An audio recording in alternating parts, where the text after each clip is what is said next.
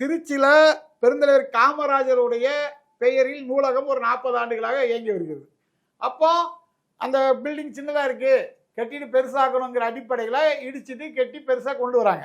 கொண்டு வரும்போது இவர்கள் வந்து என்ன ஏற்கனவே இருந்த தலைவர் காமராஜர் பெயரை வைக்காம கலைஞர் கருணாநிதி நூற்றாண்டு நூலகம் சொல்லி பேர் வைக்காங்க. அப்போ அதற்கு காங்கிரஸ் கட்சியினுடைய செய்தி தொடர்பாளர் திருச்சி வேலுச்சாமி அவர்கள் கடுமையான கண்டனத்தை தெரிவிக்கிறாங்க. திருச்சியில் இருக்க ஒட்டுமொத்த மக்களும் எதிர்த்து இது வந்துச்சுன்னா நாங்கள் மிகப்பெரிய போராட்டம் நடத்துவோம்னு எச்சரிக்கும் போது முதல்வர் ஸ்டாலின் அவர்கள் உடனடியாக அந்த பேரை வந்து காமராஜர் ஐயா பேர் தான் இருக்கும் அப்படின்னு அறிவிக்கிறாங்க. நமக்கு கண்ணுக்கு தெரியாம பல இடங்களில் பெருந்தலைவர் காமராஜர் பெயரை எடுத்துட்டு கருணாநிதி பேரை அவங்க வச்சிருக்காங்க.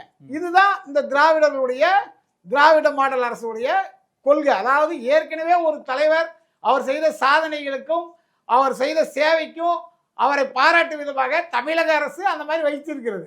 அதை இவர்கள் எடுப்பது என்பது எப்படி ஏற்றுக்கொள்ள முடியும்?